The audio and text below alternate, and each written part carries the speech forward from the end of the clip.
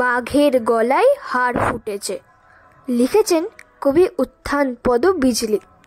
বাঘের গলায় হার ফুটেছে, বড় বিপদ তার।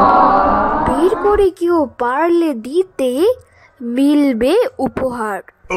বড় ঠোঁটের সারস পাখি এগিয়ে গিয়ে কাছে বলল, বাবু হা করো তো, দেখি কোথায় আছে। বাঘের মুখের ভেতর থেকে আনলো টেনে হার। সারস ভাবে মিলবে এবার দারুণ উপহার।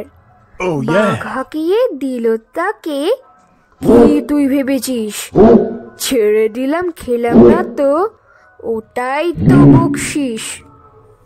ধন্যবাদ।